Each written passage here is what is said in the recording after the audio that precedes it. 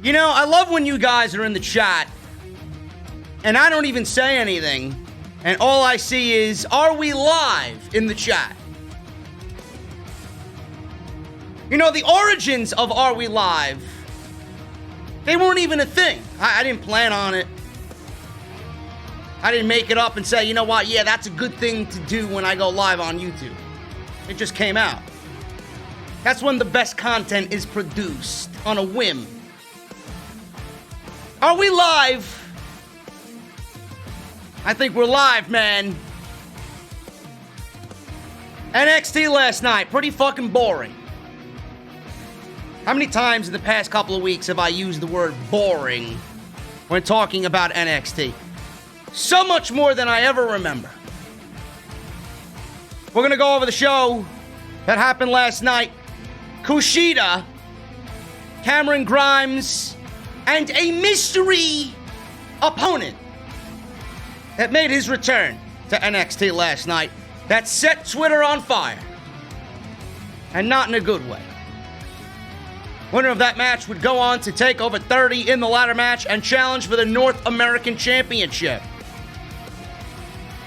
Bronson Reed and Damian Priest, match of the night. Two of my boys, loving Priest and Bronson Reed. You gotta look out for the big man. William Regal told Keith Lee and Karrion Kross that he wouldn't be bullied into making title matches. Kross then sent a message to Regal last week and destroyed Danny Burch. And now on NXT, Keith Lee will do anything to get his hands on Karrion Kross. What a segment last night. We're going to go over that as well. Santos Escobar versus Tyler Breeze. Johnny Gargano and Candice LeRae invite us into their home once again. And good old Pat McAfee. Oh my goodness, Pat McAfee, bruh. I got a clip that's gonna anger everybody even more on fucking Pat McAfee versus Adam Cole, man. We're gonna talk about it. Thank you guys for joining me live here on Off the Scripts. We're gonna hit an intro, and then I'll see you guys in just a little bit, man. This is NXT on Off the Script, and yes, I have the right intro queued up tonight, unlike last night where I was a fucking goon and gave you guys the Monday Night Raw intro. I got the right one queued up. Hit my fucking music.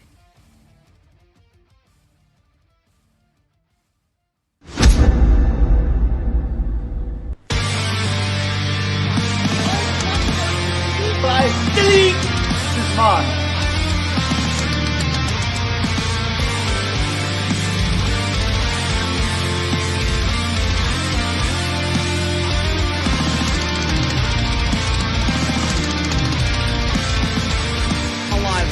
People still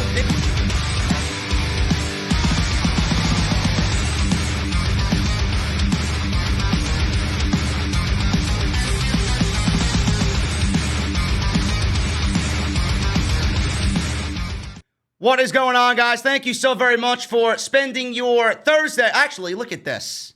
Oh my God, another fucking fuck up. Oh. This is what I want to show you right there. There you go. You guys aren't seeing me yet, but I told you guys about Pat McAfee. First of all, thank you guys for spending your Thursday afternoon with me, Thursday evening with me, right here on Off the Script.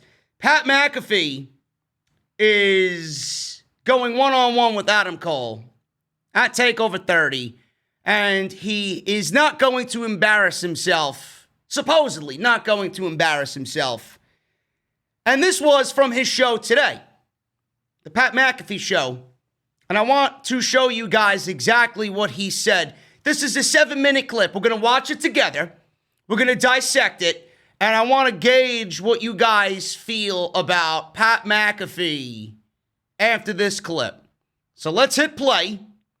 And we're going to watch Pat McAfee talk about wrestling fans hate me. And he doesn't give a shit about any one of them. That wrestling community does hate me, though. I'll tell you what. I haven't had that type of since the Ohio State people on Twitter, and I want to let them know I fucking hate them too. So fuck them. Hey, I'll let you know I hate you too. That is how I feel. In 9 days, I honestly, it's not real war, obviously, but we are going to war with a group of humans. And I'll tell you what, I'm going to go out there and I'm going to put on a fucking hell of a show. And I am going to look good. I am not going to look bad. And I'm going to be undefeated like I am right now whenever Sunday the 23rd comes around, the day of SummerSlam. I'm going to tell you, and this is an unbiased opinion, and those who know where I came from, obviously... Sorry, I worked WWE for 11 And his name, and by the way, his name is not Sincere. It's Mansory. Shout out to AJ Hawk. Yeah, shout out to AJ Hawk. AJ could not get his name. Where's Vinny Sincere? Heard that like 5 different times. Sorry, but I think I got Mitch, Matt, Mark. Yeah, you got Mitch a few times. Yeah. AJ better than advertised, by the way, in person. My God. I never spent time with AJ in person. We've always FaceTimed. We've been around each other a little bit. We did the college tailgate show together, and there was another time we were in together in the same room. These past 2 days, getting a chance to hang out with him and Darius Butler with the boys. I mean, it was what a time. Fucking what a time. Darius Butler too. Also weapon, 100%. But anyways, go ahead. I'm sorry. Unbiased opinion. Okay. And what I've seen, obviously, from your work that you've been doing here and your training and everything. If I were Adam Cole, I wouldn't short sell Pat McAfee. And Or the wrestling community. And if I were the internet wrestling community, I wouldn't short sell Pat McAfee. Everybody can eat shit, by the way, in that wrestling community. I don't give a single fuck about any of them. Well, I mean, look, right? Like, you're the outsider. So naturally, you're automatically going to be pegged as a poser, as a guy that doesn't belong, as a guy that can eat shit if he thinks he can do what the men and women that, step into that WWE ring do on a weekly basis. You know what? You're going to be hated regardless. I agree. I'm going to be hated regardless. And by the way, I'm the first. Maria Menounos got booed for fucking wrestling a match. Well, tough match. Tough match. Tough room. Right here, or you're talking live? She's probably a very nice lady. I don't know. Oh yeah, for sure. She talked to me like I was a 12-year-old the entire time I was in the same room as her. I was very. Whoa. Is that What was that, man? Sorry, you don't need to. She was a very nice. No, lady. another laugh. That's a laugh. That sounds like the Joker there a little bit, but Samson in there. I've been at NXT longer than a lot of people that are in NXT right now, though. Doing the pre-shows. Now, not wrestling, obviously, but I've been doing work with NXT. Like, for instance, that's where we met. For instance, my contract with them did run out. Like, so everybody was like, "Oh, he's under contract with WWE." It's like, no, I was not. Whenever that whole Adam Cole thing was, because I did those pre-shows for so long, and then you were done. And I was done. And I was like, "Hey, my schedule's crazy. Your guys' schedule is crazy. I've enjoyed the hell out of it. I don't know if I just want to be a pre-show person for you guys, anyways. I think I kind of want to, get in." And they're like, "Well, we have somebody, so sorry, I'll see you later." So then whenever we go back and do something down there, I start looking around the room and I'm like, "Oh, I don't know many of these motherfuckers around here." And that's because the turnaround, obviously, and the amount of talent that's down there. But all these people there, I don't even know who. I've loved NXT since the beginning. I don't even know who this guy is. It's like, well, you clearly haven't been then watching. you didn't watch the fucking pre-show, did you, pal? Because I turned that thing into the show a couple times. I mean, so let's go ahead and relax. But I got a lot of respect for the business. And I think that is something that has not been talked about. I am not going to go in there and disrespect professional wrestling inside the ring. But I'm also not going in there and be a little bitch either. Let's not get it twisted. You said it. You want to go in there and put on a damn show. Fucking show in there. Yeah, man. But to your point about respect, right? Anytime you ever came into WWE, specifically the NXT shows, you always did conduct yourself. You didn't fanboy, but you showed everyone that you had a deep appreciation for the art of the business, for the respect that the business is founded upon. You never went out of, you never belittled it, you never besmirched it, you never kind of hot dog or big time to anybody. I think that's what always made you a welcome presence. I like the dynamic that you now stepping in between the ropes. Yeah, this is a whole new world. It's a whole new world. And by the way, there's been a lot of conversation amongst friends and family here that are like, "How do you think this is going to go?" And I'm literally like, I have no idea. Now, granted, I've done stand-up in front of 6,000 people. I've kicked off a Super Bowl. I do a live show every single day. Especially, I do a live show the last couple months in unprecedented times. I've done a lot of things in my life.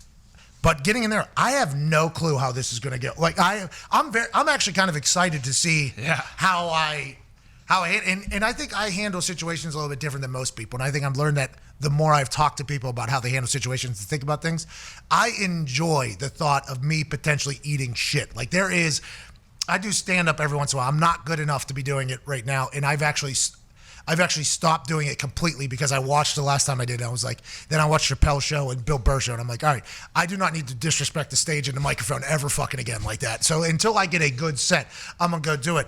But when I walk out there, now granted, standing ovation every single time, sold out theaters, like 27 of them straight. I mean, let's Right off the plane. let's not get too crazy. Yeah. Yeah, let's not get too crazy here, okay? But sometimes when I'm up there, because I don't do like 4 shows a week, and the stories I'm telling, it's like the first time I'm telling them to a crowd, maybe to anybody, like a lot of people aren't hearing it. And every once in a while, I'll just like veer off of said story, and I'll be like, all right, well, fuck.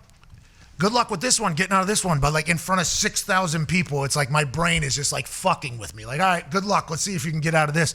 And it's always like a little mental obstacle. Like, all right, how do we get back on track without ruining the entire flow of the show? I'm excited to see what happens. I'm very, very excited to see how and this might sound so incredibly self-indulging. I get very excited to see how I will react to things. Whenever I did commentating for SmackDown, Sure. Because I have no idea what the fuck's going to happen. Like, I have no idea how I'm going to react. And I think that is potentially a wild card thing that a lot of executives say about me, because they don't know how I'm going to act, because I don't know how I'm going to act. Whenever we were going to do that SmackDown commentary, I was on that plane just so pumped. I'm like, what the fuck is going to come out of my mouth? I cannot wait to see how this goes. That's how I've been training my ass off here to hopefully put my best foot forward, because I was getting ready for the wedding. Mm-hmm. Right? Because I was getting ready for the wedding, and then this whole thing pops off, and it's like, well, I can carry that into this, and I've kind of kicked it up a notch, obviously. 235. But I am very, very, I've lost like 20 pounds at this point, but I am very, very excited to see how it goes in there. But I am not scared at all. He yelled at me last night he got fucking angry on it. He got very angry in that promo, daring me to come see him next week or whatever. I am not scared at all. Well, anything. Not to jump to his defense, but you did kind of kick his fucking head off. I did, and he said that it was because he was being held back. Well, hate to break to you, pal. Cerebral, bro. Yeah. Hey, I see an opportunity. Fucking gone. Bang.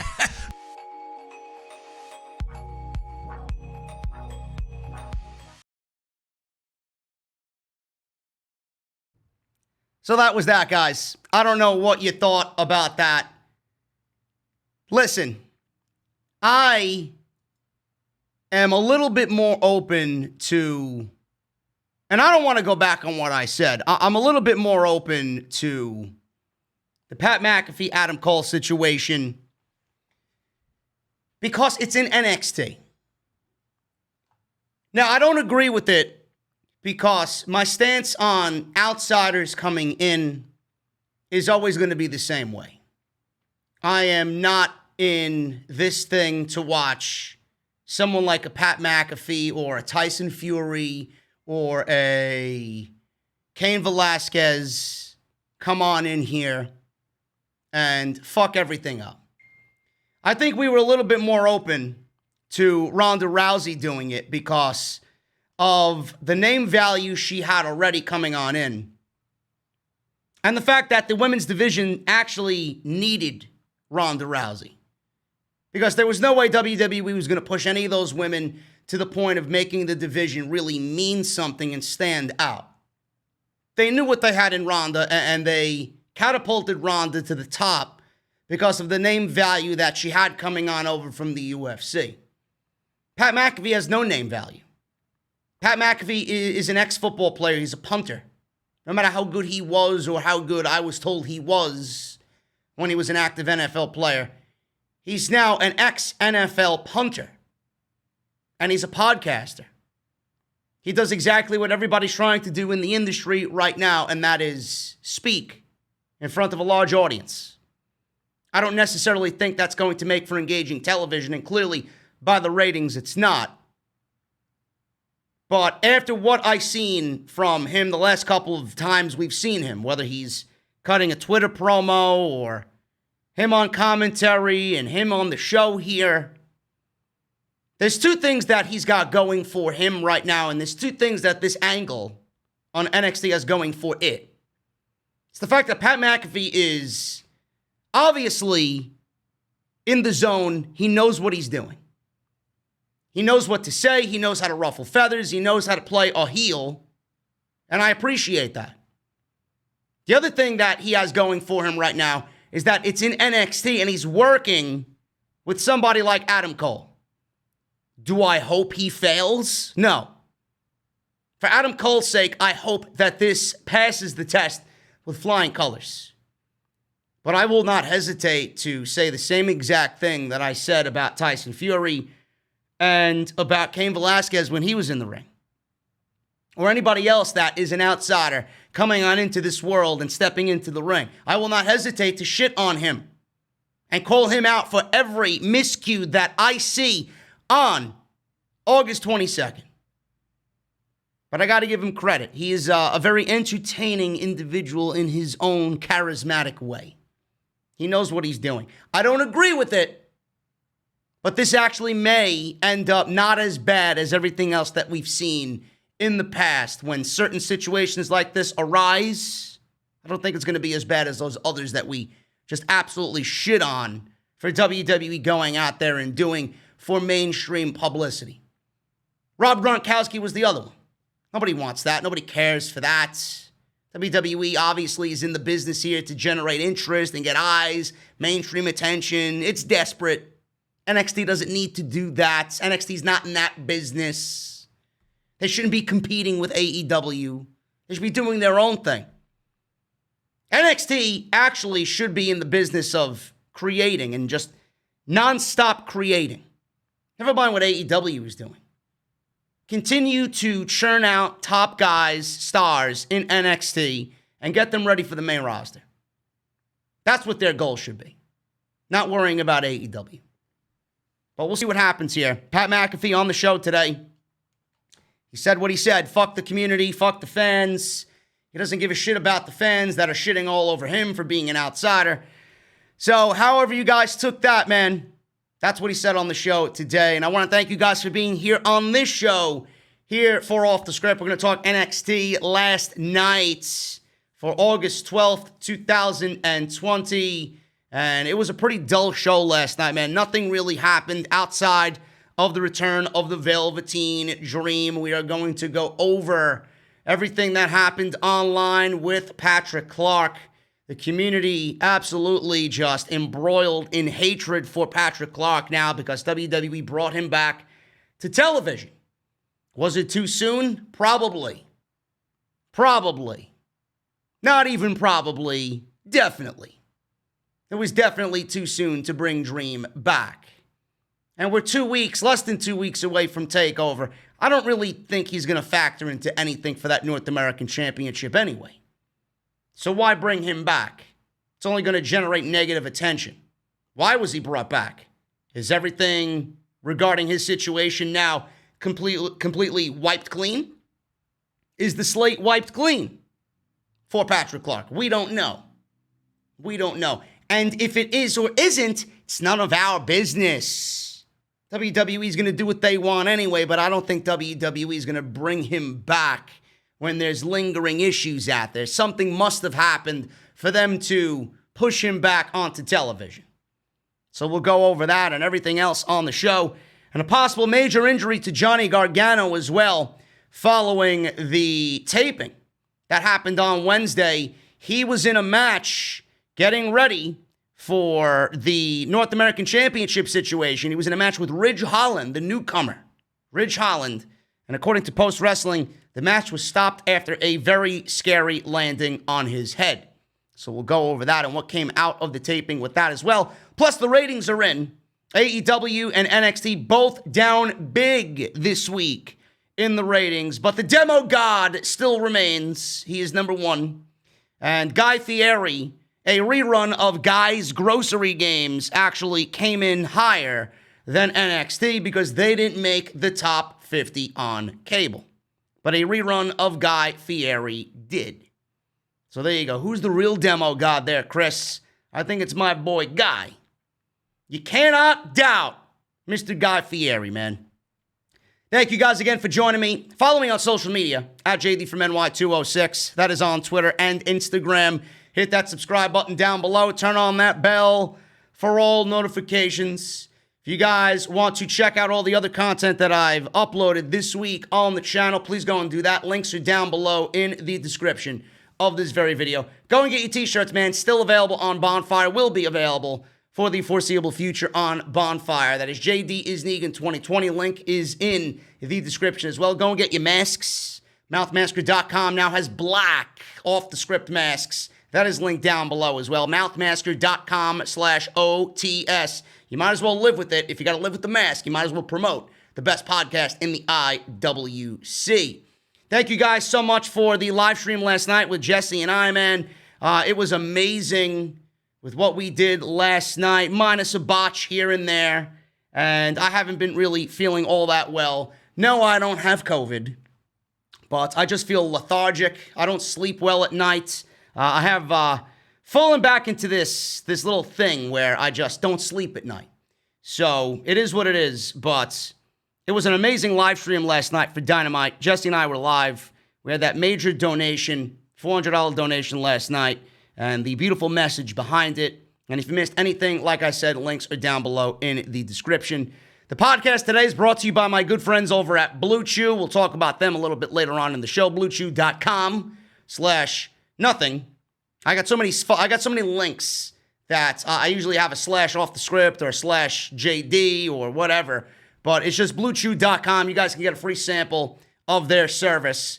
And all you got to do is use code JD at checkout. That is at BlueChew.com. And that's pretty much it, man. That is pretty much all I got for you at the top of the show here. Let's talk about the ratings. AEW beat NXT again. No shocker there. Both shows down big this week in the ratings. The live viewership numbers were as follows. Dynamite drew 792,000 live viewers, and NXT drew 619,000 live viewers. Last week, AEW drew 901,000, while NXT drew 753,000. Last week's Dynamite was the highest rated show in months.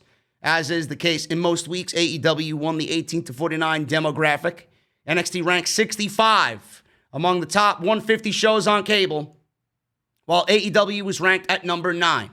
Because NXT didn't make the top 50 list, demographic details are not available. So this is the demographic breakdown. In the ever-important 18 to 49, AEW did a 0.32. NXT did a 0.16. The female demographic in that same age range, AEW did a 0.26, and NXT did not rank in everything else. Male viewers 18 to 49, 0.38 for AEW. Viewers 18 to 34, 0.18. And then the 50 plus, which is a going thing on being the elite. It's one of those segments on being the elite where they rag on it, on the over 50. Matt and Nick Jackson trying to come up with something very special to break into the 50 plus demographic and beat NXT, coming up with plans and just coming up with situations there. We got AEW with a 0.26 on the 50 plus. So that's that. So the ratings were down. I don't know what else happened, but I'm assuming that other sports on the night kind of took a chunk out of what was going on with pro wrestling. I didn't really have any, NXT didn't really have anything going on in. Dynamite had Tag Team Appreciation Night, but that was kind of weak. And then you had the Orange Cassidy, Chris Jericho thing. They really built that up nicely over the last couple of weeks. But baseball is in the thick of things. Basketball's got their playoffs. NHL's got their playoffs. And you're going to have the NFL coming back in just a couple of weeks. So I don't know what's going to happen with that. Monday Night Raw should be terrified of what's going to happen with Monday Night Football. I even read a report that NFL might actually have Friday night games, and that actually might hurt the SmackDown ratings on Fox. So I don't know what's going on with that situation. I'll keep you guys posted on that in the weeks to come. That's not really a definite right now, but the NFL might be doing shows and games on Friday, and that's going to take a huge chunk out of SmackDown's already dwindling rating on Friday night. They can ill afford to have that happen because they're not doing anything right now, and Fox has got to be just livid over the fact that WWE really isn't doing anything. So we'll talk about that in the weeks to come. So it's just the standard. The ratings go up, the ratings go down, and everything in between. There's really no way to gauge what they are going to be week to week. It is what it is. People like the competitive aspect of AEW and NXT, and they love making a guess on what the ratings are going to be and who's going to win in the demos and all this shit. I couldn't give a shit. Just give me good television. That's all I care about. But it's in the news, and you guys obviously are here for the news, so that's why I mention it every single week. Scary bump for Johnny Gargano at the recent NXT tapings that happened last night. There was a scary moment, reportedly, at Wednesday's NXT tapings at Full Sail University during a match that is actually going to be showcased next week between Johnny Gargano and newcomer Ridge Holland. This is according to Post Wrestling. The match was stopped after Gargano was reportedly holding his head after a scary landing in the match. The action was stopped as several officials came out and entered the ring to check on Gargano, including WWE Hall of Famers and NXT producers Shawn Michaels and Triple H. You know it's serious if they are both out there. Now, the match was restarted and completed, and it was speculated that the match should look fine on TV as they will be able to edit whatever happened to Johnny Gargano. It was noted by one source that Gargano took the time to apologize to everyone for causing a delay in the taping. Look at the humble human being that Johnny Gargano was. Acting as if it was his fault. Shit happens. You get in the ring and shit like that could happen at any given moment. There's no reason for him to apologize to anybody. You know?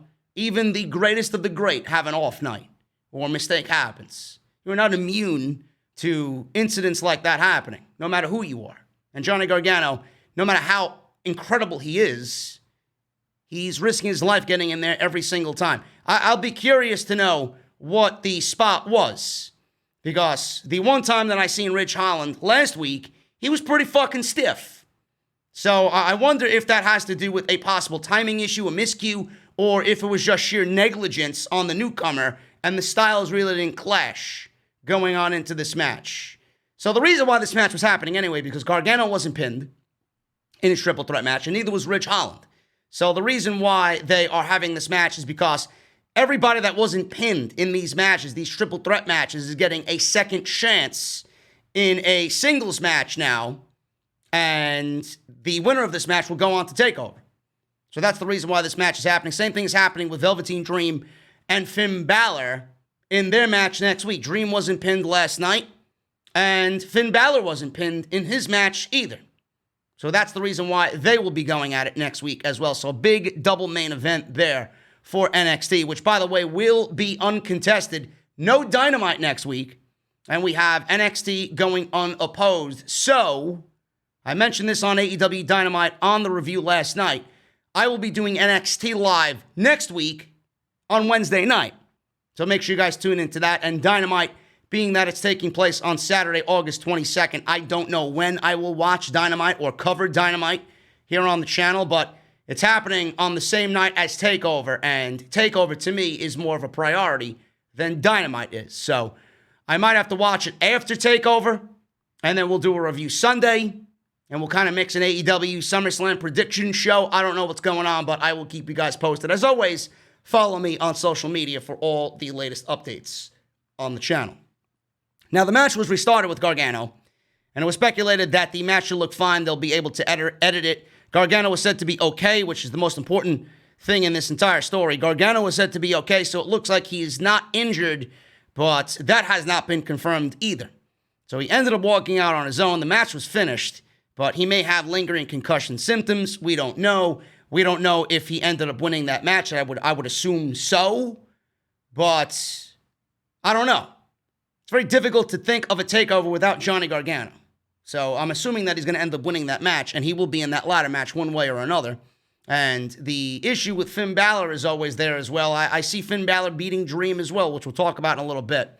A post-match follow-up revealed that Gargano appeared to be okay several minutes after the match ended. He was checked on by officials after the bump, and they were planning to do another checkup after it was over.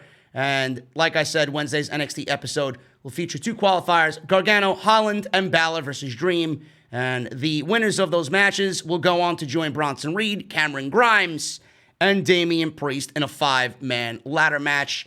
I'm missing my boy Dexter Lumis. I don't know what the status of his injury is, if it's legit or if it's just WWE fucking with us.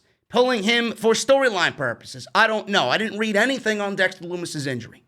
I don't know how severe it is. I don't know how long he's going to be out. I don't even know what is injured as far as Dexter Lumis goes. So we'll figure that out. I do think that he was going to be the odds-on favorite in that match. He was being pushed big. It was either going to be him or Damian Priest, but I'll have my thoughts on that in this podcast tonight. So that's that. That's all the news coming out of NXT, guys. So pretty lame stuff, pretty dull stuff, not much going on in NXT right now. It's just a very slow build for TakeOver. It almost doesn't even feel like a TakeOver build, to be quite honest with you.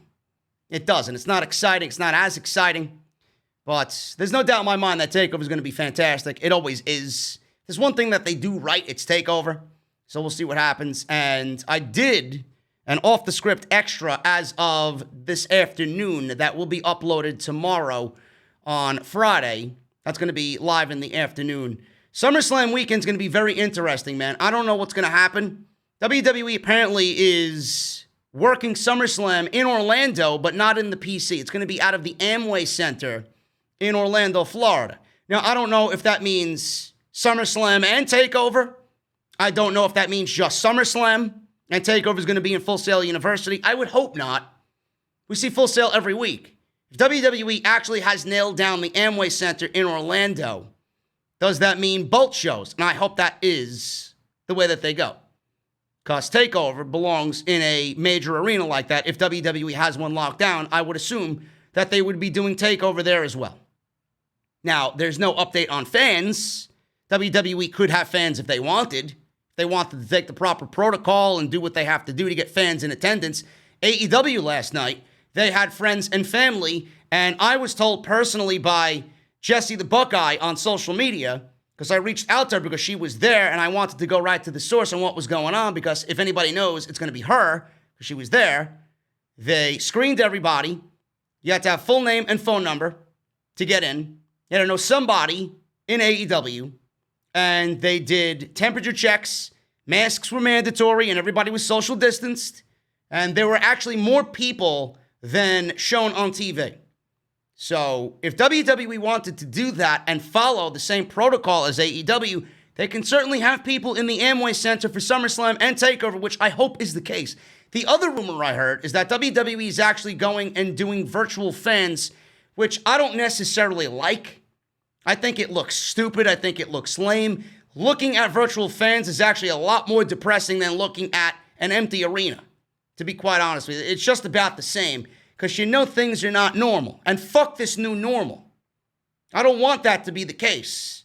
Virtual fans. NBA did it. It's creative. It's a different take on the NBA playoffs. But I don't necessarily want to see virtual fans in attendance. MLB was doing virtual fans as well, and all they did was take fucking fans virtually from the video games and put them CGI'd into the broadcast. It looked ridiculous. Ridiculous. On top of that, they've been doing the cardboard cutouts in the stadiums. It looks ridiculous. So if WWE does virtual fans, do they have the technology so soon to work a week and a half before SummerSlam? Probably not. But if they wanted friends and family with proper protocol, not like the last time they did it where they just did not follow any of the rules whatsoever and went in there and said, you know what, we're WWE, COVID doesn't exist here. Then they fucked themselves over. Everybody got sick and the PC ended up being a fucking COVID haven. So they could do it if they wanted to. And I hope that they do. So that's the other going rumor on in the community right now. SummerSlam, Amway Center, TakeOver, Amway Center. So we'll see what happens. Nothing's been made official yet. NXT hasn't said anything. WWE hasn't said anything. All we heard from was Meltzer, Mike Johnson, and WrestleVotes. That was pretty much it. So we will see what happens, and hopefully we will find more information on that going into SmackDown tomorrow night. So we started NXT off last night with Karrion Kross versus Danny Burch. This match came about because Danny Burch was pretty much sacrificed to get Keith Lee's attention, and he was destroyed Cross is doing amazing work right now. His facial reactions and his facial expressions and the look, the overall vibe of the character, absolutely loving everything about it. Scarlett and her acting here, her eyes and her look and her demeanor fit everything about Karrion Kross so perfectly. Vince is going to have a fucking orgasm no matter what when he sees this duo. He's going to be like, where the fuck has this been and why isn't this on my show? It's amazing to me how he has not. I would absolutely love to know what Vince thinks and why, Kross is on NXT and not on the main roster, if he even thinks that. Every time I see this act on NXT, I'm like, Jesus Christ, man, this is going to be something. And I usually say WWE can't fuck it up. I don't put anything past them, but man, oh man, if Vince doesn't make money off Kross on the main roster, somebody has to be fired. Seriously. I'm surprised he's not on the main roster yet. Triple H may be fast-tracking him on NXT for the world title because he knows Vince is going to come calling sooner rather than later. It's unbelievable. Danny Burch is a tough motherfucker, man.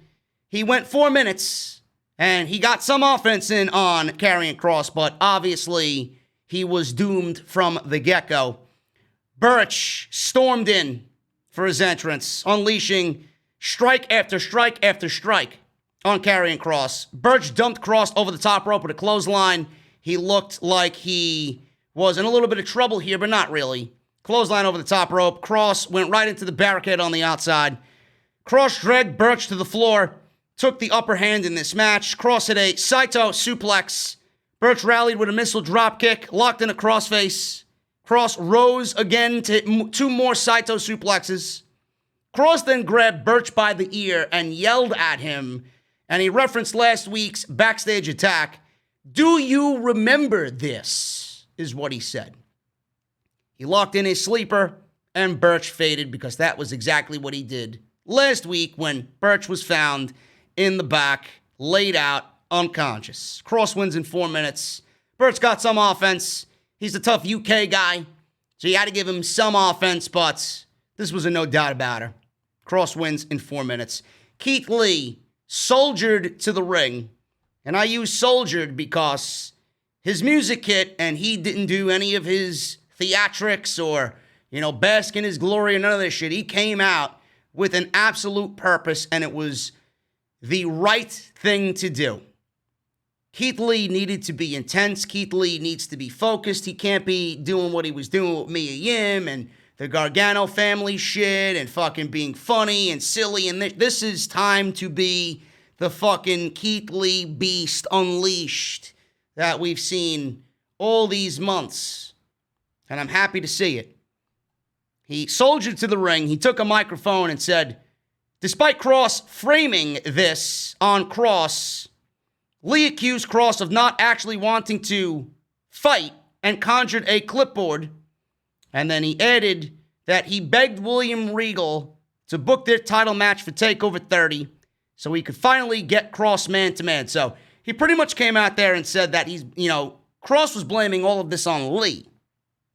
And then Kross, obviously, he's not going to be in the ring with Keith Lee right now because he's playing mind games. He left the ring when Keith Lee entered, and then Keith Lee said, no, this is not my fault. This is your fault. And then you want to fucking get out of the ring, and then you want to show everybody how much of a bitch you really are.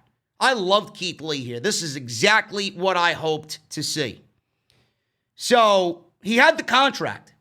He had a clipboard and a contract in his hand. So he then threw the clipboard to the mat, and Scarlett, with the lights dimmed, all you seen was Scarlett and a spotlight on Scarlett. She walks over to the ring, and she grabs the contract. So Kross is standing there. He's fixated on Keith Lee. He's not even looking. Kross is not even looking, and he was not looking at Scarlett. He's not looking at the fucking contract. He's only looking at Keith Lee. Scarlett takes a pen. I don't know where she got a pen. I guess the pen was attached to the clipboard. There's no way that she was wearing a pen or had a pen in her pocket with what she was wearing. Pulls a pen out of this contract clipboard, and she hands the pen to Kross. And Cross, I don't even know what he did. He didn't even sign his name. He's like, signed something, like he scribbled on the fucking paper. He did not look at what he was signing. He didn't look at how his signature came out. He was just fixated on Keith Lee. So, Lee has his contract signed. The contract is signed. The match is now official. So Scarlett comes over to the ring again. She slides the contract underneath the bottom rope. But before she does that, she kisses the contract. She kisses the clipboard, slides it underneath the bottom rope. Keith Lee's taking his time picking it up because he's just elated that Cross signed the contract. The match is now made. NXT Championship match at TakeOver is now made. He opens this contract, and a burst of flame just pops out of the fucking clipboard. He opens it, flames shoot out of the clipboard, and he blinds himself because apparently Scarlett, from what I seen, cursed the fucking contract. Cursed it to a point where he opened it and flames shot out, blinding him in the eye, Keith Lee. He's selling it. He's going crazy, screaming, I can't see, my eyes. Referees and officials and EMTs come over. They take cold cloths and start putting the cloths over Keith Lee's eyes. He's screaming, where's Cross? I want Cross. You don't know where he is. This was fucking great. This was great. Now, you guys might not have liked it. Seen some people on social media saying, oh, this was hokey, this was lame. Why was this hokey and why was this lame? Fits right into the Cross and Scarlett character. Keith Lee is now doomed. And a lot of people were asking, well, Keith Lee just became the champion. Is he going to lose already? Yes, he is. And yes, he should. Keith Lee was never meant to have the NXT championship. Keith Lee was always meant in this situation to be a transitional champion, and then his transition to the main roster will be complete. NXT will look different on October 4th. Their 1-year anniversary on USA Network. They're not going to look the same. Cole's not going to be there. Undisputed's not going to be there. Keith Lee's not going to be there. Tommaso Ciampa and Dominic Dijakovic might not be there with the rumors going around that they're a part of Retribution. I don't know. I don't know who's staying or who's going. But this was great. Keith Lee sold it great. The reaction from Cross was fucking phenomenal. Scarlett kissing the contract was great. Fire blowing out of the contract, great.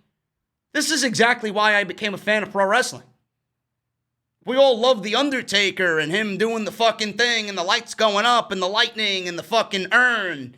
This is exactly what brought us to the dance about loving pro wrestling. This type of shit. I love it. They kept the camera on Keith Lee. They took him to the hospital. Mia Yim was there. He was screaming, and it took a female EMT to calm him down. Just listen to me. You're going to be okay. We're going to go into the ambulance. We're going to take you to the medical facility. They kept the camera on Keith Lee selling the effects of this all throughout the next match until the next match started. This was excellent. I don't know if you guys loved it as much as I did, but I know I enjoyed the shit out of what they did with Cross and Keith Lee. So we go to the next match, which was an afterthought, really. Killian Dane versus Drake Maverick. This went 5 minutes. First of all, I don't even know why this match was happening. Who booked this match? Silly motherfucker, man. This match made no sense whatsoever. Drake Maverick is a cruiserweight. Why is he in the ring with Killian Dane? Then obviously we've seen that this match was thrown together as nothing for the Undisputed Era to kind of fuck it all up and get their point across about Pat McAfee. So this match went 5 minutes. Maverick wins in a DQ because the Undisputed Era just came in and destroyed both of these guys. Cole snatched a microphone and was in a very angry mood because of Pat McAfee punting him in the head last week. He accused Pat McAfee of wanting to play wrestler. He said McAfee isn't special, but what is special is being the longest reigning NXT champion of all time. He dared McAfee to show up next week for a face-to-face so Cole can tell him he's going to whoop that ass at TakeOver 30. Bobby Fish and the rest of the guys, O'Reilly, Strong, and Cole, all posed with the Undisputed Era hand gesture right into the camera. And that was it. Pat McAfee is welcomed back to NXT next week to sell the final build for his match with Adam Cole. I thought this promo was great. Adam Cole is legitimately great at everything he does. I don't think the guy could do anything wrong, really. We'll see what happens with him and Pat McAfee at TakeOver. Again, Pat McAfee has two things going for him right now. I don't know what type of extensive training he has, but A, it's in NXT. If there's one thing in this company that should be trusted more than anything else right now, even though they're not really doing all that hot, it's NXT. And he's in the ring with Adam Cole. So hopefully that is two things working for him, and it works out to be a match that we can look back on and say, you know what, that wasn't all that bad. It wasn't all that bad.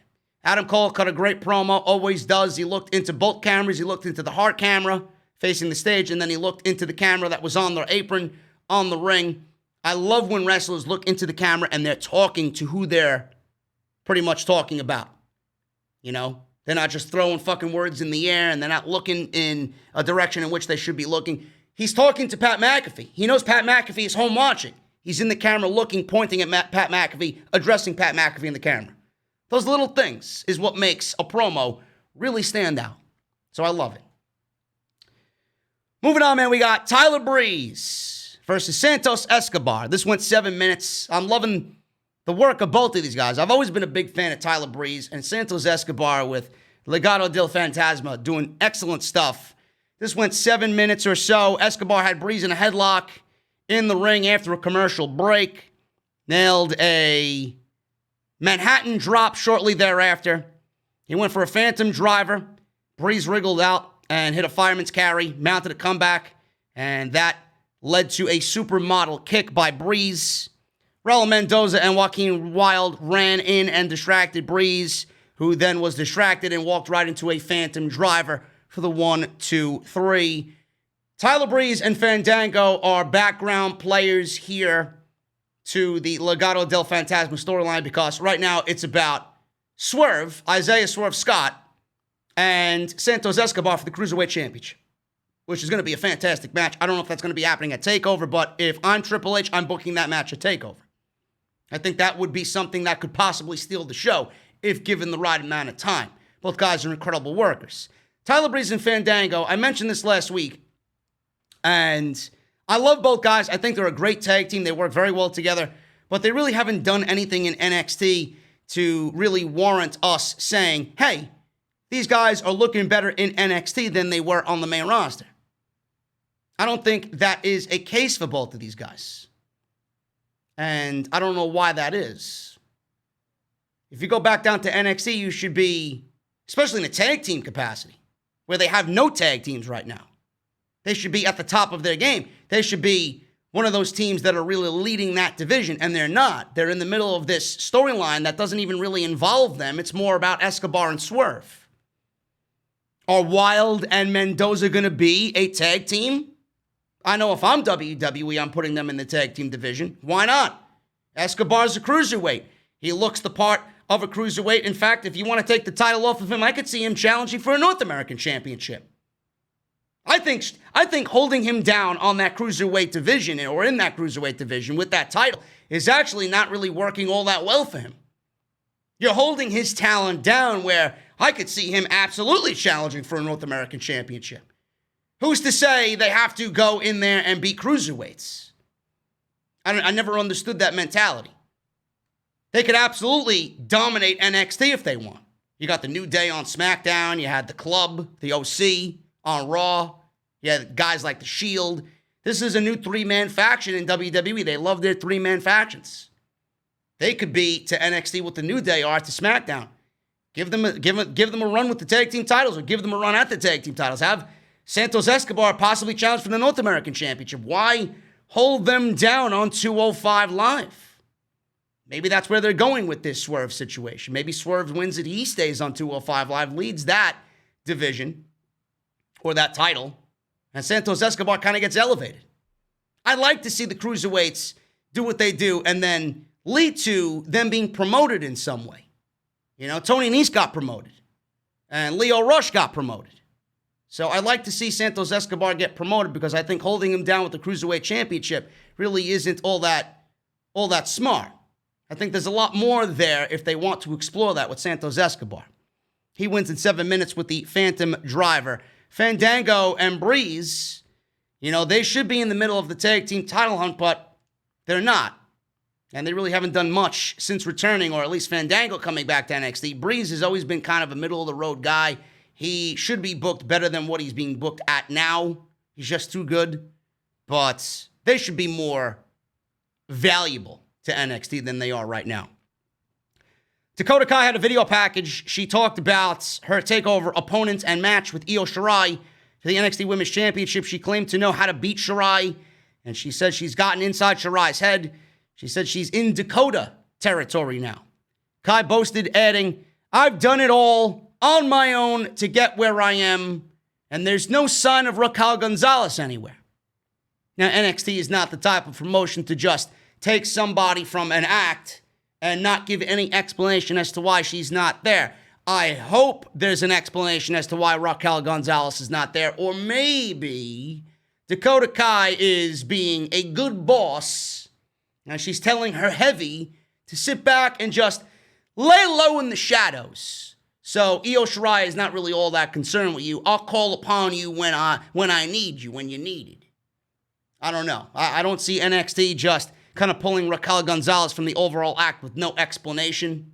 So we'll see what happens there. She's been visibly absent, and she was actually kind of gelling in this entire tandem anyway for a little bit. So the fact that she's not on TV, it's kind of bizarre to me. I don't know. No sign of Raquel Gonzalez. Hopefully we get some information on where she actually is in the days and weeks leading up to TakeOver. Indy Hartwell versus Mia Yim. That was the next match. Mia Yim was interviewed before the match with Indy Hartwell. Apparently she just left the hospital. She rushed back to get her match in with Indy Hartwell. She couldn't stay at the hospital. Barely got back for her match on time. Keith Lee's going to be okay, but I need to focus on the match at hand right now with Indy Hartwell, and that's all she said. This match went 5 minutes. Mia Yim wins. Really nothing to it. Just a throwaway match, to be quite honest with you. Yim knocked Hartwell away, and then Hartwell came back with some knees and some kicks. Went for a cover, only a 2 count. Commentary continued to play up Mia Yim and her head not being in the game right now because her head is where Keith Lee is right now. She's more concerned about her boyfriend than she is Indy Hartwell in this match. So the psychology of Mia Yim was played up on commentary that she was not all there tonight in this match. And Mia Yim came back with some drop kicks, a neck breaker, German suplex. Yim went for a package pin that Hartwell rolled through. Yim rolled through to counter hers and into an arm lock for a tap out victory. And Mia Yim wins via submission. Mia Yim not really doing much of anything on NXT. She's fallen really far down the pecking order. I can absolutely see her getting called up if WWE wants to add another female on the main roster. There's nothing for her to do in NXT anymore. She challenged for the NXT Women's Championship when Charlotte was the champion. That really didn't go all that well. Mia Yim got buried. And yes, it was a burial, just like Charlotte buried everybody else that she was in the ring with as NXT Women's Champion. She did nothing for that championship or the brand, or the WWE in general. Mia Yim isn't doing much of anything. I could absolutely see her being called up to the main roster, and even then, I don't think there really is much of a ceiling on Mia Yim, but who knows? I've been wrong before. We'll see. I could see her fitting nicely on SmackDown. We go from that to a video package where Finn Balor was talking about Cameron Grimes. He told Grimes and Kushida and tonight's mystery competitor to have fun because he's up against the wrestler not involved in the fall for a second chance to enter the TakeOver ladder match. Hour 2, Bronson Reed versus Damian Priest. Match of the night. I love both of these guys. Both of these guys are absolutely great. Damian Priest hitting his stride. He's a top candidate to win that ladder match. Probably the odds-on favorite to win that ladder match at TakeOver 30. Bronson Reed, he has come into his own, and I'm happy that the big man is getting some opportunities on NXT. But the thing with this match is, and when NXT goes and does these types of situations, it's very difficult for me not to sit here and kind of nail them for main roster-ish moves. The reason this match happened is why. oh my God, they're two competitors in the ladder match. Let's put competitor A against competitor B, and then we'll do competitor C versus competitor D, and we'll mix and match the competitors in the ladder match leading up to the match. Okay, great. Great. But in my knowledge of watching pro wrestling, for all the years that I've watched pro wrestling, the one thought I had, and I thought about this last week when I watched NXT, and I thought about it even more so watching this match this week. The winner of this match is not going to win the ladder match at TakeOver. Now, I could be wrong. Bronson Reed and Damian Priest, both of them could win the ladder match, no question. You can make a case for both guys to win the ladder match. But normally, in the aspects of pro wrestling, this is Pro Wrestling 101 here, folks, a little entry lesson on pro wrestling. If you're in a championship match and you win on TV against a guy that you're going up against at the pay-per-view, you're probably not going to win at the pay-per-view. It rarely happens. It always ends up being the way that I just described to you. So no matter who won this match, they weren't going to win the match at TakeOver. Again, I could be wrong. I love what they've done with the ladder match. They're probably going to add Johnny Gargano because he's Mr. TakeOver. I could see them adding Finn Balor. I can't see Velveteen Dream getting a championship opportunity after coming back from what he was accused of. So I see Johnny Gargano and Finn Balor rounding out the field of rookies. Bronson Reed, Damian Priest, and Cameron Grimes. You can make a case for any one of those guys. Johnny Gargano, you can make a case for him being any type of champion on any given night. That's how good he is. Balor, you can put the championship on him, but what good is it going to do? The reason he's there is to put over other guys, younger talent on NXT. That's the reason why you brought him down there. So giving him the championship might be counterproductive, especially at a TakeOver. Damian Priest, he's a young up-and-coming. It was not really young. He's like 35, I think. He's there, you know. But you can make a case for him winning. He's been on a hot streak. And then Cameron Grimes, you see what WWE feels about Cameron Grimes. They love him, no matter what he's doing. You got him in that match. He's in that match. They've been pushing him on TV. He's been getting TV time, more so than a lot of other people. They obviously like him, and they see something in him. And then you got Bronson Reed as a young guy.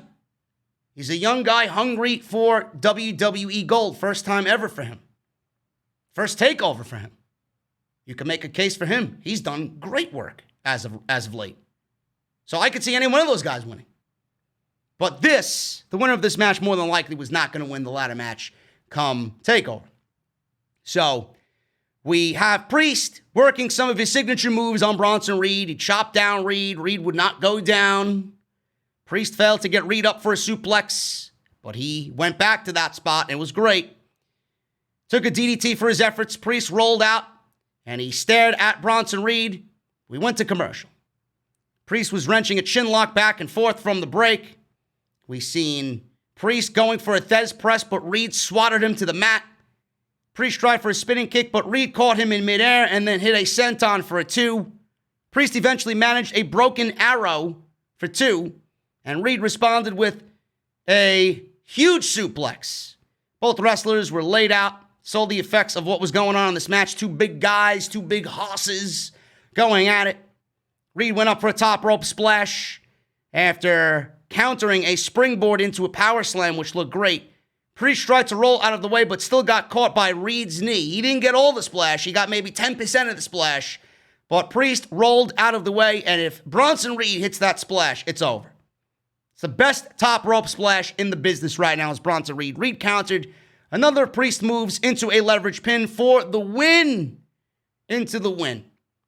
Unbelievable. Shocked look on Priest's face. And Reed wins in 12 minutes. So more than likely, Bronson Reed is not winning at TakeOver. This was his TakeOver. He beat Damian Priest clean. So when Priest wins the match on TakeOver 30, Bronson Reed can come back and say, hey, you know, why not a rematch? I beat you already clean, so why not give me a rematch and this time make it for the championship? I know I could do it again. But we all know he won't win. Priest will get his victory back, and Priest will go on to be North American champion. They'll continue building Bronson Reed up. And then maybe somewhere in the future, maybe 2021, I can absolutely see Bronson Reed holding championship gold on NXT in 2021. So that should be good. But this was a very good match. Best match of the night, in my honest opinion. We got Io Shirai accusing Dakota Kai of using people to get ahead and then discarding them when she's done with them. Still no mention of Raquel Gonzalez. Is Io Shirai giving us a glimpse into what happened here? Did she get rid? Did Dakota Kai get rid of Raquel Gonzalez? I don't know. I really don't know. Shirai said she remembers when Kai was afraid of Shayna Baszler. I love how they brought that up. She added, out of nowhere, she added that Baszler, just like Baszler, Kai would be afraid of Io Shirai after TakeOver. She concluded in English. She was speaking in Japanese, and then she concluded in English, and she said that Kai is simply no match for Io Shirai. Very much looking forward to that match, and I will be tuning in to see what they do with Dakota Kai. Either push her and go all the way with her, or maybe she gets called up to the main roster. I don't know. When she loses this match, if she loses, I don't want to say when, there's a possibility that she could win and Io could get called up. If Dakota Kai loses this match, what else is there for her in NXT? Nothing. This is it. This is their one opportunity. They went back and forth on her already, so we don't know what's going to happen. Should be a great match. Very much looking forward to it at TakeOver. Aaliyah and Mercedes Martinez with Robert Stone versus Kaden Carter and Casey Catanzaro. They entered together, did Kaden Carter and Casey. Martinez took her own spotlight after Aaliyah made her own entrance, because obviously she's the star of this tag team, is Mercedes Martinez. Robert Stone wearing a red, fire truck red suit in the ring. Took the microphone and said the Robert Stone brand is En Fuego. I'm guessing that's why he wore the red suit. Said Casey Catanzaro could be a member of his brand if not for hanging out with the wrong people. He obviously then turned to Kaden Carter. He instructed Catanzaro to lose the loser, but Catanzaro stomped on his already injured foot. So this match went 7 minutes or so. Martinez was in control of Carter. We went to commercial break. Back from commercial break, Martinez hit a snap suplex, tagged in Aaliyah, who hit an atomic leg drop for 2. Martinez tagged back in, choked Carter against the rope, and Aaliyah was shouting, "What a loser! What a loser!" at Kaden Carter. Aaliyah came back, but got kicked in the face by Carter, crawled to make the hot tag to Casey Catanzaro. Catanzaro tripped the legal competitor, which was Martinez, hit a somersault kick for a pinning attempt. Aaliyah broke it up. Martinez then cleared the ring. With Carter in the ring, she cleared the ring, hit an air raid crash on Catanzaro for the 3, and that was it. The Robert Stone brand has momentum, folks. Who would have thought? Who would have thought? As long as we don't have any puking happening from Robert Stone. Aaliyah was celebrating with Mercedes Martinez. Rhea Ripley crashed the party. She comes out and she does the full-on entrance, and she's doing the fucking entrance as if she's wrestling a match, and then she stares and she fixes her vest. You know, I don't really understand it. You know, it's fucking annoying when you got Rhea Ripley out there. She's fixing her vest as if she's fucking wrestling a match. Motherfucker, why don't you just come running on out and beat the shit out of somebody that beat the shit out of you last week? Seriously.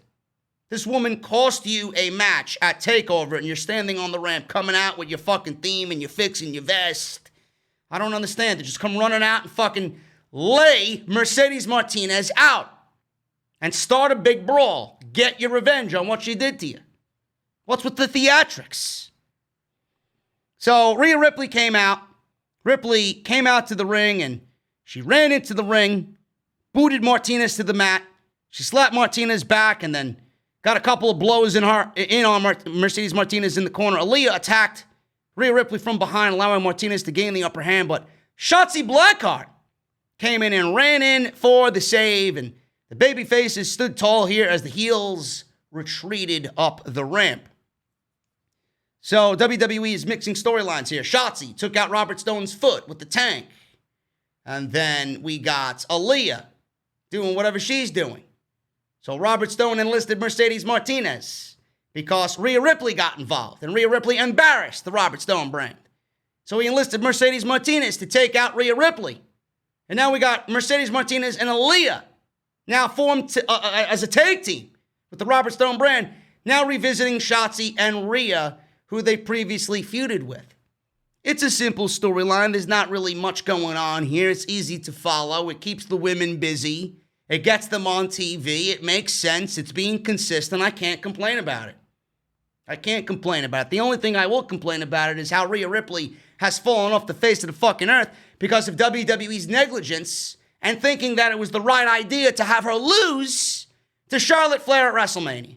Still, that decision rears its ugly head every single time I look at Rhea Ripley. I know I'm not the only one, and I know Rhea Ripley's going to be fine. She's 23 years old. She'll have many more opportunities at women's championships.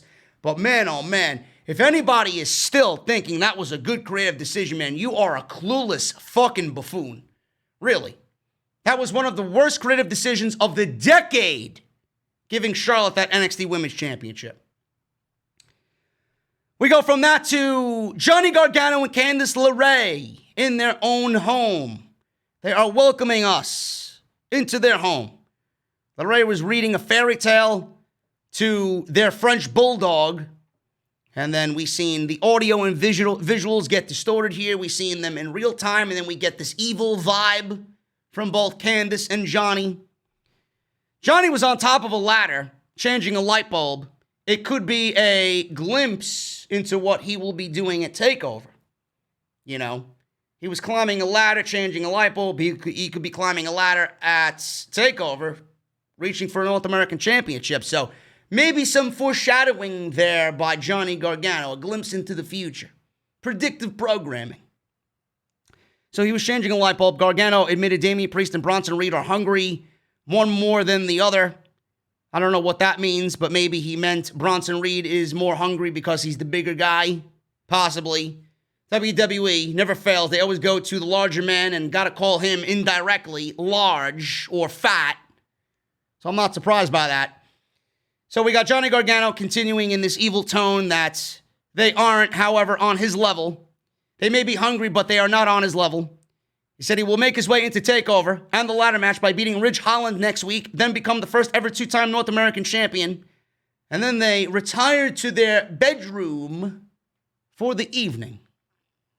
There you go. Moving on from that, Timothy Thatcher. Thatch as Thatch can. Timothy Thatcher was teaching a single leg crab. Why is it always he's teaching a single leg? I feel like he's been teaching the single leg crab for weeks now. So he was teaching a single leg crab, which he won a recent match with. He was describing it and demonstrating how to do it effectively. And he demonstrated how to use the hold correctly to his students who were screaming in pain. And that was pretty much it. Next week, we got graphics with NXT going unopposed. Adam Cole going face-to-face with Pat McAfee. 6-man tag team match between Legado del Fantasma and the team of Breezango and Swerve. And the 2 second chance matches to enter the North American Championship ladder match at TakeOver. So we go from that to the main event. We got Cameron Grimes versus Kushida versus the Velveteen Dream making his return to WWE after he was called out in the speaking out movement that happened this summer on social media. Velveteen Dream is back, and fans are absolutely calling for his head, calling for WWE to fire him, claiming that they're not going to be watching WWE TV anymore because they are appeasing a pedo or pedo in Velveteen Dream. I want to read some of the tweets that were screen grabbed on social media because of WWE's usage of the Velveteen Dream last night on NXT. This is one tweet. It says, he's a fucking pedo. Keep him away from Raw or SmackDown or NXT or any promotion at all costs. Another tweet came in saying, what the fuck? With Velveteen Dream coming out. Another tweet read, someone tell all of their sponsors that they are child grooming apologists. Another tweet said, madness. Another reason to add to the long list of why I refuse to watch a single minute of WWE programming. Another tweet read, this will clearly be a very good thing for business. Clearly. Another tweet read, all hell is finna break loose on this application because of Velveteen Dream. Another tweet said, "We don't want him back." Another tweet read, "No one wants him." Another tweet read, "I don't understand how Dream still has a job." Another tweet read, "Absolutely the fuck not. WWE really is a dumpster fire. Why? Jesus fucking Christ.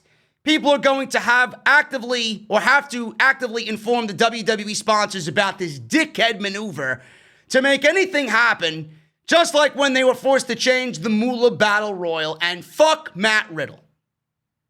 I don't know what Matt Riddle has to do with this. Matt Riddle was cleared of everything going on there. And then finally, "I hope the locker room bullies him." End quote. Folks, listen. I did not take sides in anything regarding the Velveteen Dream. I didn't come out and say, "Oh, he's innocent. Oh, he's guilty." I simply stated, I feel bad for Patrick Clark. I really do. I feel bad because of what was happening to him. Granted, it was his own choice, and a foolish one at that. Guy is a professional wrestler, could have any woman he wants, and he's in his extracurricular time messaging underage children for sexual favors, sending nudes, and whatnot. Now, I said, let's find out if the situation clears itself, if WWE goes into full investigation mode, and they find whatever they need to possibly clear him and maybe label him guilty, right? If they cleared him, if they didn't find anything and they cleared him of all the charges, then he should be back on TV. If the Velveteen Dream was guilty of these crimes and guilty of what was on social media, then he should be fired. But how do we know what is legit and true, right? How do we know what's legit, possible evidence here, and true against him? And how do we know what's false and fake? We don't. It's only in the eyes of WWE. It's only in the hands of WWE. I felt bad for Patrick Clark because of the situation that he put himself in. And I didn't want him to have a career ruined here. There are people out there on social media that are going to do whatever they can to take somebody down. And they find joy in that.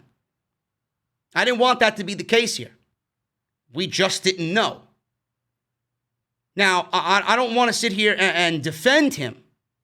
Was it too soon for him to be back on TV? Absolutely. I would not have brought him back to TV. He adds nothing to the TV right now.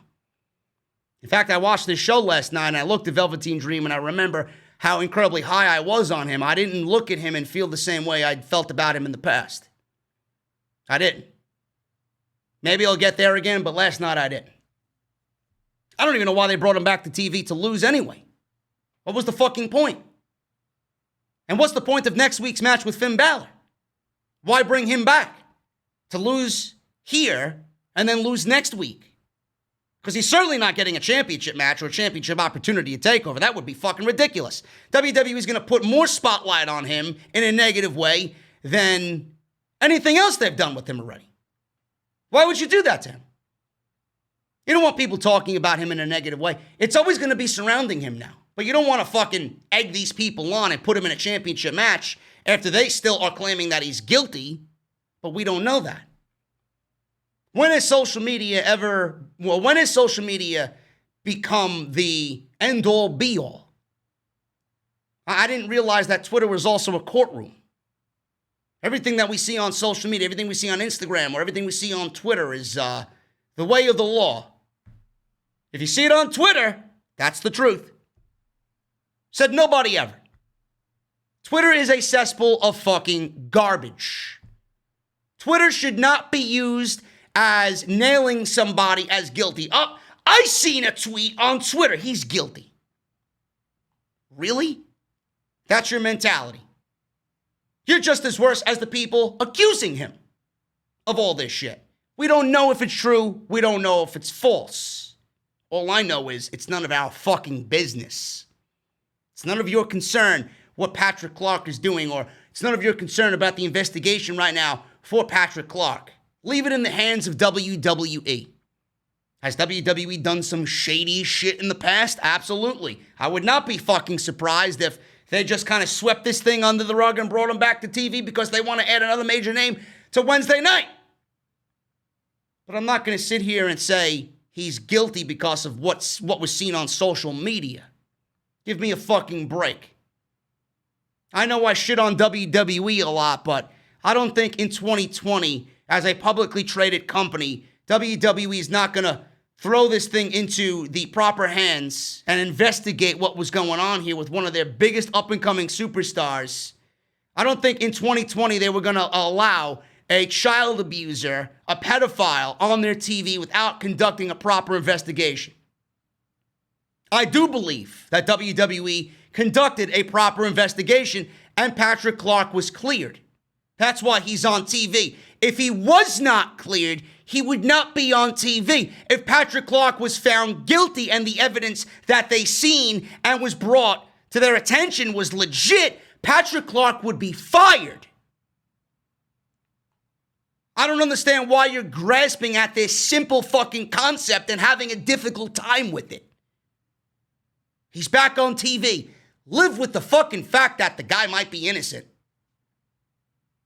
Do I agree he's on TV? No, I don't put him back on TV now. Period. There's nothing for him to do. But don't sit there and say he's guilty based on a fucking tweet. If WWE went into an investigation and found that this was bullshit and they cleared this shit of him, then he should be back on TV.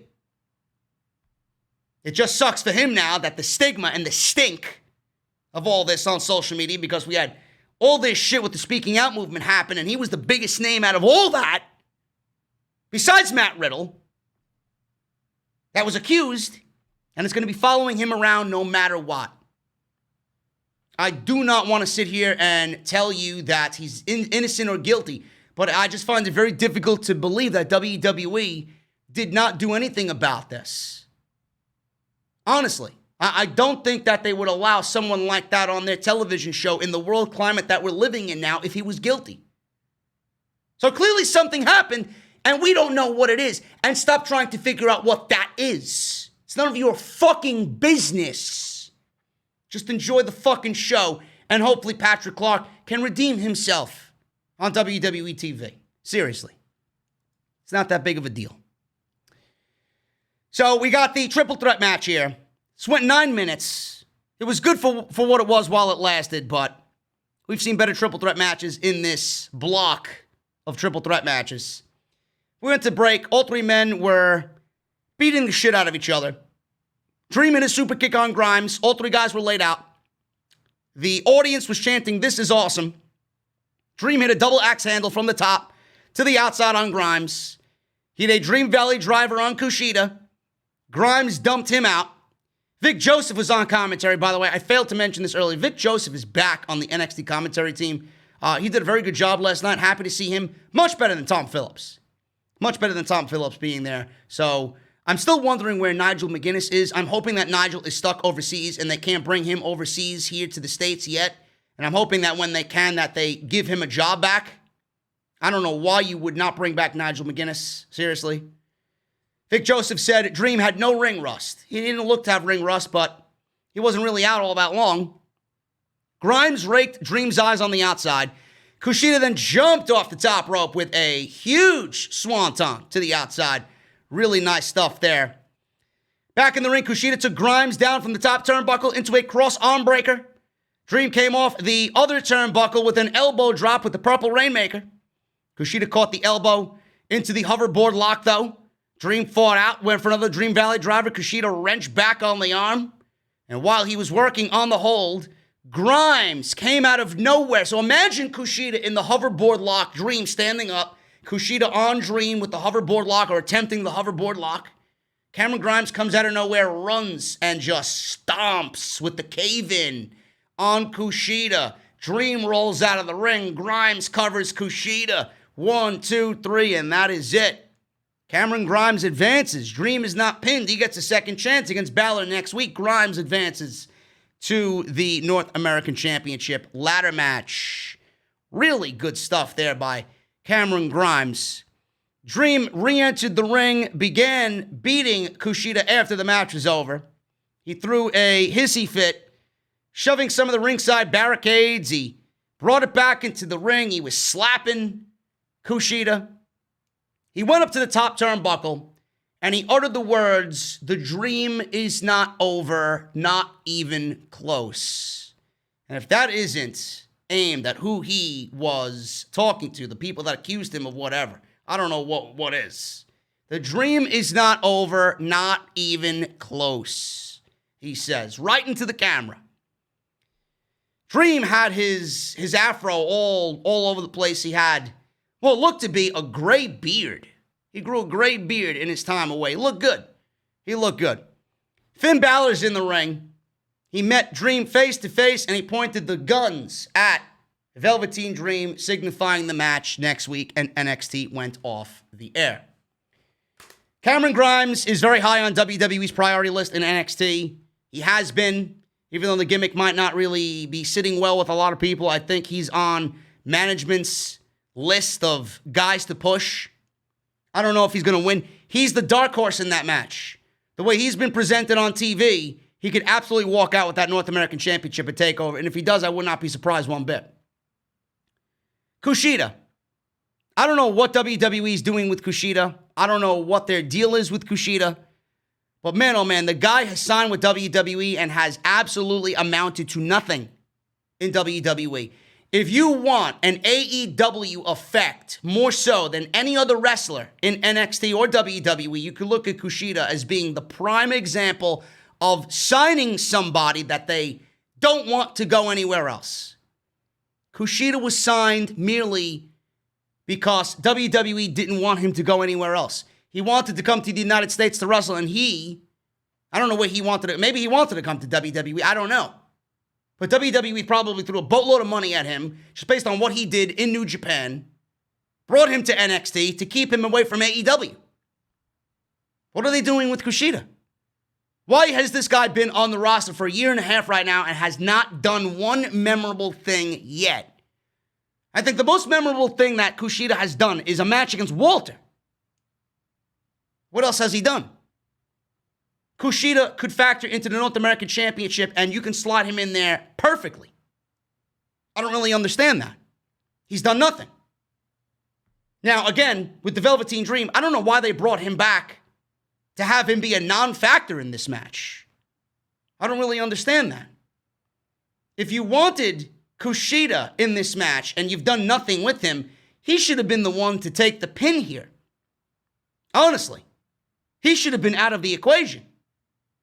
You could have had Cameron Grimes go up against Finn Balor and have him beat Finn Balor. To be perfectly honest with you, why isn't Cameron Grimes getting the match against Finn Balor? Don't you think Cameron Grimes beating Finn Balor is something to really take him to the next level? I don't understand why they didn't do that. Velveteen Dream is not going to factor into anything, so I don't know why he's in the position that he's in right now. Putting Balor and Grimes together and having Grimes beat Balor and then go on to win that match and then go to TakeOver, that would have been his TakeOver. Beating Finn Balor to advance. That's why Balor is there, to put over guys like Cameron Grimes. Now we're getting Dream and Balor. For what? What have they had? What have they had to do with each other? Nothing. All I remember is Dream interrupted Balor. Something about Balor wanting somebody to step up and challenge him in NXT. And Dream stepped up and challenged him. And then we got the speaking out shit, and Balor had nobody because Dream was taken off TV. He was feuding with Grimes a little bit, I believe. Balor even beat Grimes, squashed him almost in a match. If it wasn't in a match, I believe it was a situation where Grimes called out Balor, and Balor showed up behind him and slapped the shit out of him, beat him up. Made him look like a fucking pussy. But I just don't understand why they didn't go with Grimes against Balor, have Grimes beat Balor, use Balor for why he's there to put over new talent, and then have Grimes go on to the ladder match Not win, clearly, not with guys like Damian Priest in that match, but have him beat Balor. That would have been much better off for Cameron Grimes. Yet, we're here now with Dream and Balor, and what good does that do? Balor goes on to the ladder match to do what? What is Balor in the ladder match going to do exactly? I don't really understand WWE's logic here. Grimes and Balor made sense because of what Balor did to Grimes before. He would be seeking revenge. You'd be playing up the fact of the ladder match, second chance ladder match to get into the TakeOver match, but also you'd be tying up loose ends with Grimes and Balor from several weeks ago. I didn't really understand it. Anyway, that is it, guys. That is the show, and I appreciate you all. Thank you so very much for being here. Let me run through these super chats real quick. We got a couple in here. Daniel Easter Day, $2. Hope things get better. Hang in there, bro. Thank you so much, man. Felt very lethargic today. Papo Jr., $10. Just supporting our savior, the IWC savior. Man, I can't never be bored listening to you, making the day go by faster for me at work. Thank you so much. Call me an effing goon, bro. OTS community, stay safe. Papo Jr., thank you so much for the $10, brother. You fucking goon. Thank you for stopping by. Daniel Easter Day with another $3. A little extra. Keep up the great work. Thank you so much, man. Appreciate you. JP5150, $15. He says, JD, all I can say is NXT was just boring to me. Both AEW and NXT were just average. I would agree with you. Only things that were interesting was Cross, Lee, Fireball, Bronson Reed, a.k.a. Fat Boy, versus Priest, and the main event. It wasn't a bad show. It just wasn't really all that exciting. But thank you, JP, for the 15 bomb. Jacob Donnelly, $10 super chat. I hope Dream doesn't receive the Lars Sullivan treatment where his reputation didn't allow him to get over. I noticed his return sparked a lot of uproar, and he's too good for that. His return is going to continue to spark an uproar on social media because that's just the way of the world works now. And it's sad. It really is. But I don't think WWE found anything incriminating against him, and that's why he's on TV. If they did, he'd be fired. If they did, Dream would be fired. Simple. I just don't understand why people just don't let it go. Like, it's out of the fucking, it's out of the blue. Like, oh my God, there's no way he can be innocent. It's just people just want him to fail. In their minds, there's no way he can be innocent, right? Because I seen it on Twitter. The Phenom. Canadian, $10. Hey, JD, hope you're keeping safe. I would love to know who you would the company or build the company around if I own WWE. If I own the WWE, who would I build the company around? Shit. I would probably say Matt Riddle, Adam Cole. Those are the two guys. Those are the two guys I want. Adam Cole and Matt Riddle. Dr. Glorious Records, Canadian, $5. Do you think Mr. McMahon will shorten up Dominic Dijakovic's name to Dijakovic because of Dominic Mysterio? Absolutely. Absolutely. I would be shocked if it doesn't happen on day one. He's on the roster. Blue Eyes, White Dragon Z, $199. Would you send Alexa $400 cameo? What would you ask? I would not send anybody $400 via a cameo or for a cameo. And Antonio, you're a fucking geek still 2 weeks after it happened. Jay Carlos, 7X, $10 super chat. Bro, this is not 400, but you are one of my favorites. Please call me a fucking goon. Jay Carlos, you fucking goon. Thank you for the $10 super chat. And finally, guys, Justin with a $9.99 bomb just before we go and get the hell out of here. I agree that Grimes versus Balor would have made more sense instead of Dream versus Balor, plus Grimes does have a win over Balor, and Grimes bragged about beating Balor a lot too. I know what I'm talking about, bro. I know Balor slapped the shit out of Cameron Grimes. Grimes did get a win over Balor, and that rematch would have just made a lot more sense for Grimes to get 2 wins over Balor. Going on into the ladder match. He doesn't even need to win the ladder match at that point because he beat Finn Balor twice, and he can continue to brag about it weeks after that pay-per-view was ended. And he'd still probably be in title contention because he's got a problem with Damian Priest. He's got a problem with Balor. He's got a problem with a lot of guys there. You could do a lot with Cameron Grimes, with him beating Balor. I don't know why they didn't go with that. I just don't see Dream beating Balor. I don't see the story there. I really don't. Balor and Dream doesn't make any sense. Dream being in the North American Championship ladder match doesn't make any sense. Balor's going to win, Gargano's going to win, and they're going to round out the last 2 slots on that TakeOver Saturday in that ladder match. Guys, I am getting out of here. Where's my music? Oh, no, that's the Mega Man. Oh, well, there you go. That's the Mega Man fucking. Yeah, there you go. What else do I got on here? Let me see. Oh, shit, I got the wrong soundboard on. Oh, my goodness. What is going on? There you go. This one. Man, I'm getting out of here. I'm actually going to be live on Twitch. As soon as this is over, I'm going to be live on Twitch.